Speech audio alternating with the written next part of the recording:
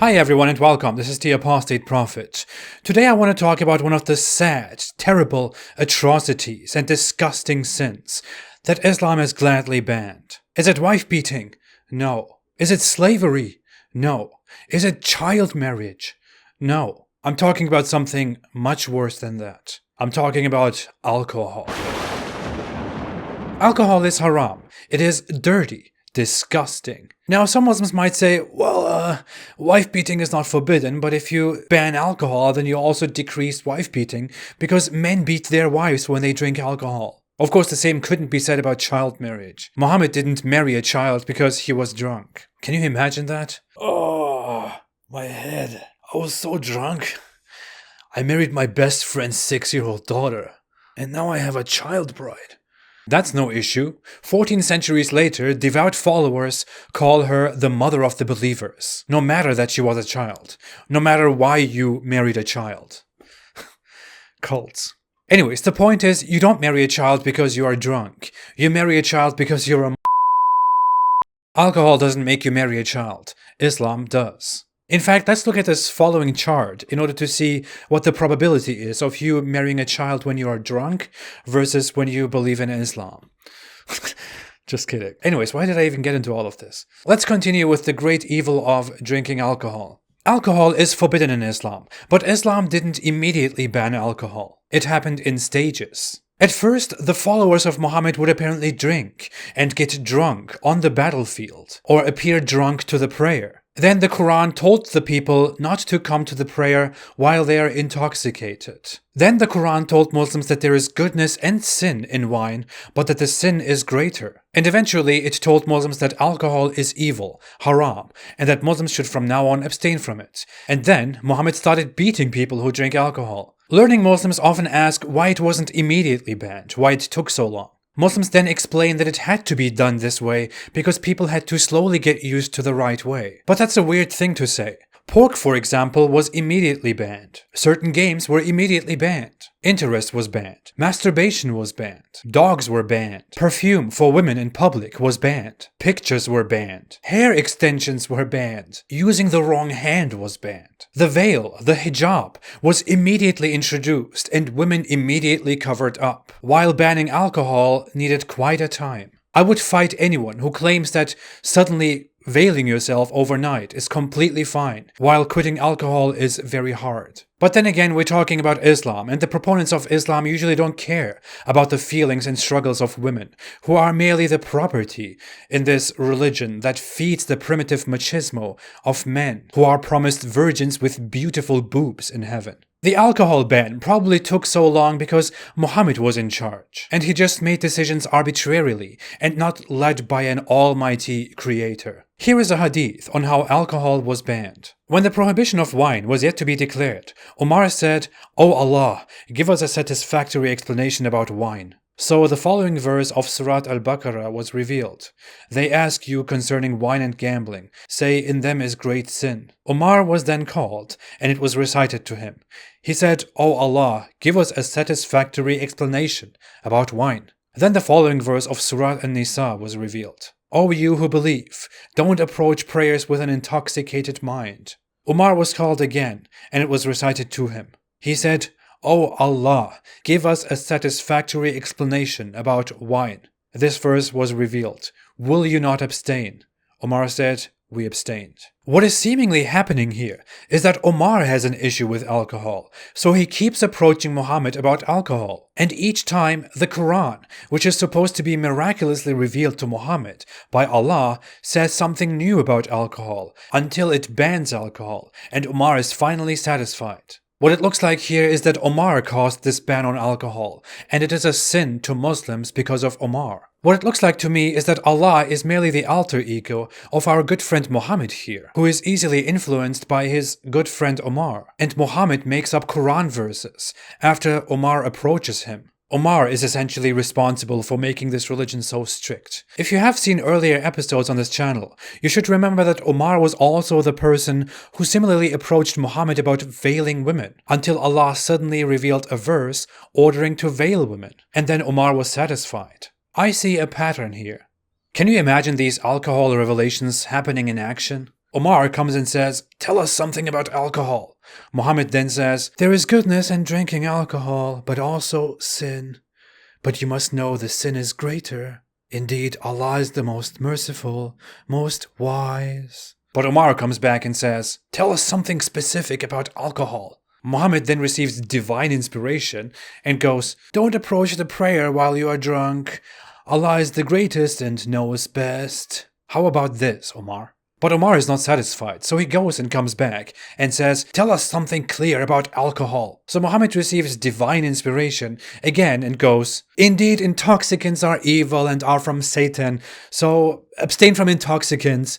Allah is the greatest, most merciful." Are you happy now, Omar? Now please, off. And Omar goes, "Yes, sure, good.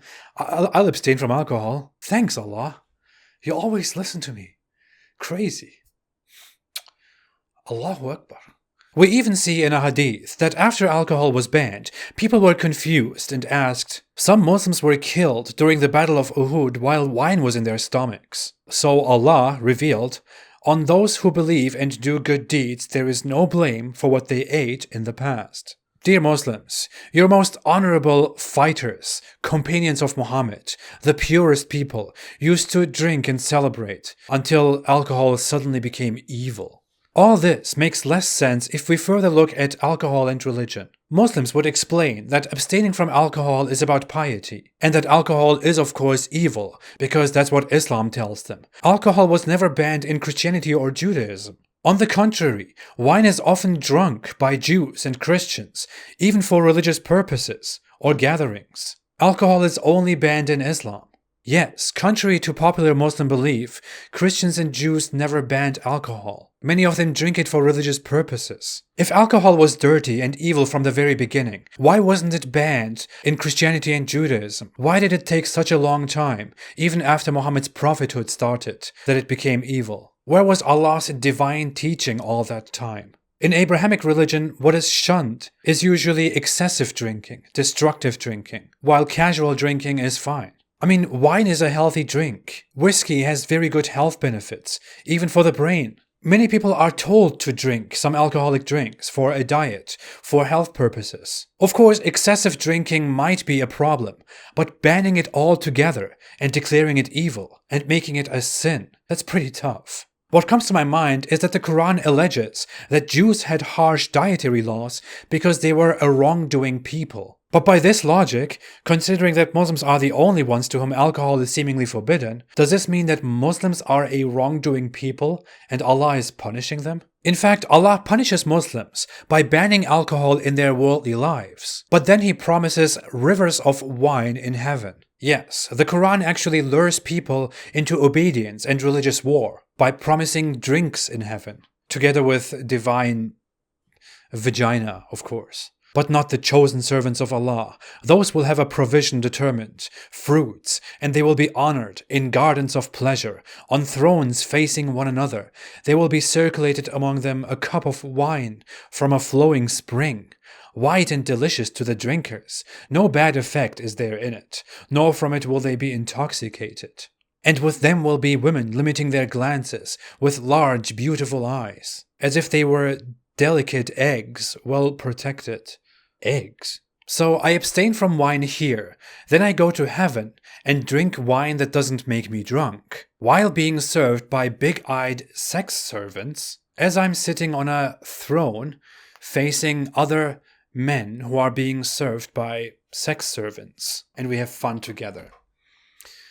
I'm not interested. If I have been signed up for this, I want to opt out right now. Please take me off this weird list if there is a list. I don't want it. I'm completely happy as an infidel. Thank you, Allah. I will go to hell. Imagine believing in this religion. It sounds more like all of this comes from the mind of a sick and primitive, perverted 7th century man, doesn't it? In fact, what a douchebag Muhammad was is further proven in a hadith. A man who had drunk wine was brought before the Prophet when he was in Hunayn.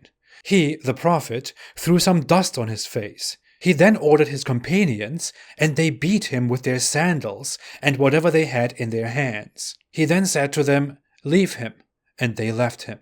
Muhammad has his mob by him and orders them to beat up a man because he got drunk. Instead of sitting down and using words of wisdom, instead of nicely explaining to him why drinking wine is bad and why he shouldn't do it. Instead of being a good example, instead of being the good prophet that Muslims often make him to be, Muhammad just is what he actually was. A douchebag who makes his bodyguards beat up people for drinking alcohol. Muhammad ordered to flog people who drink alcohol. After Muhammad died, people ruled that by Muhammad's example, those who drink alcohol should be flogged 40 times or 80 times, and that they should be killed on the third offense based on a ruling by Muhammad for drinking alcohol. Muhammad also said that someone who drinks alcohol is not a believer while drinking, just like someone who commits adultery. He also said that not only those who drink, but also those who sell, buy, transfer, and those who are involved in the production of it are all cursed. And that this goes for all drinks that intoxicate you. And after you die, you can be tortured in hell for committing the great evil of drinking alcohol. It is a very sadistic idea that God would burn you in hell and torture you and make you drink boiling water because you used to drink occasionally. That is what Allah wants you to suffer for before you can go to heaven or stay in hell forever, for having drinks. Allah is definitely not a man of justice, let alone the Almighty Creator, the most merciful. If you want to worship me instead, I won't do that to you. Now go have a drink, please. It's definitely better than marrying a child, beating her if she doesn't obey you, and having slaves that you can have sex with instead when you're tired of your wife. Because those are not sins, and alcohol is. You don't pay for that in hell, but you pay for having a drink. Please have a drink. Thanks for watching. If you like this video, don't forget to like, to subscribe, and to share. Most of my videos are not monetized, and I seriously doubt that this one will be monetized. So you can watch videos without ads. If you want to support me at my work, please consider supporting me on Patreon. The link to that is below in the description. Thank you all so much. I will be back with more. Have a great day and stay away from child marriage. Stay away from Islam.